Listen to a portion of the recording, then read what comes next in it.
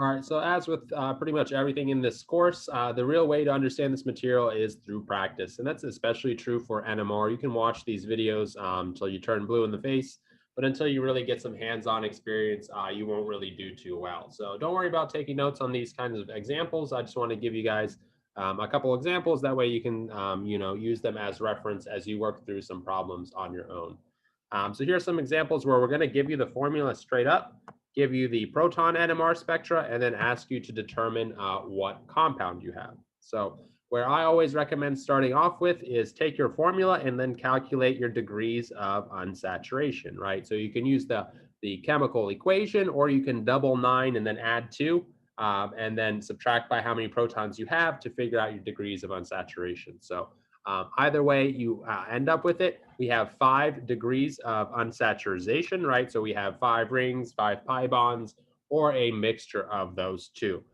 In this case, we have greater than 4 degrees of unsaturation. And so the first thing that you should be thinking about is, do I have an aromatic ring, right? This would use up 4 degrees of unsaturation. And anytime you have 4 or more, think aromatic compound.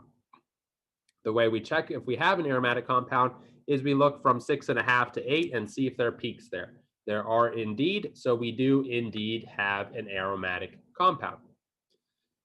All right, now we're going to go ahead and go into the NMR spectra. So for the first thing I would do is figure out how many protons each of these peaks represent. So we can see our smallest number is 10.2. So divide all of these numbers by a little over 10, and we'll get our approximate protons here. So this would be 1 proton. This would be approximately 5 protons, right? Getting a little close to 6, but still within 5. And then these two would be 2 protons each, right? So 2H, 2H, 5H, 1H, right? And so since we have 5 aromatic protons, not only do we know that we have a benzene ring, but we know that we have a monosubstituted benzene ring, right? Because now there's 5 aromatic protons.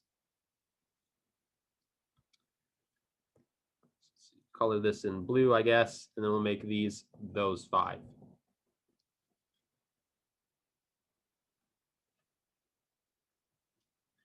So we're still left over with 1 degree of unsaturation, and then we can check out what other peaks we have.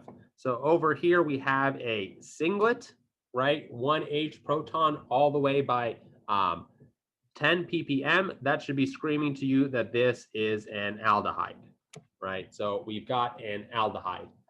That's pretty much the only peak that shows up in that region, and that'll use up our other degree of unsaturation.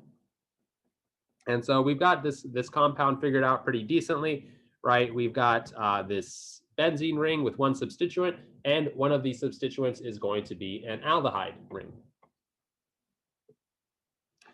At this point, you can think about also how many carbons and how many protons we've used up. We've got 6 carbons in this ring and 1 in the aldehyde, so we're at kind of C7. And then we've got 5 protons there, a 6th one there, so H6. And then we've already used up our O, so we still have another C2H4 to figure out, right? C2H4.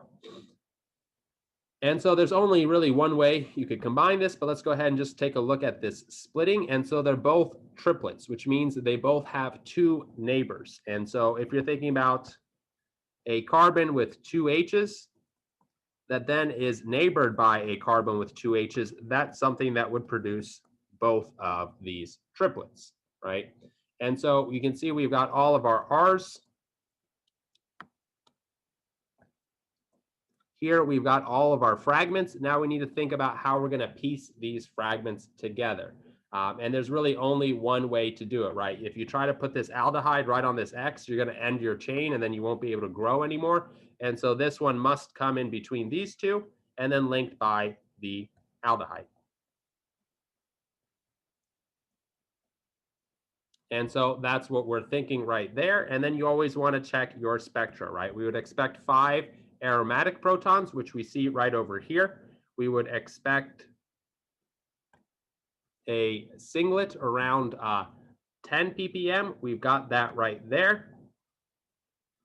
And then if we draw in these 2 hydrogens, these 2 hydrogens are the same as each other, but they're different than the other set. And we would predict both of these to be triplets, which is exactly what we have. And so we've deduced the structure of this compound. A lot of this stuff comes down to practice and pattern recognition. The more you practice, the more things will stick out at you.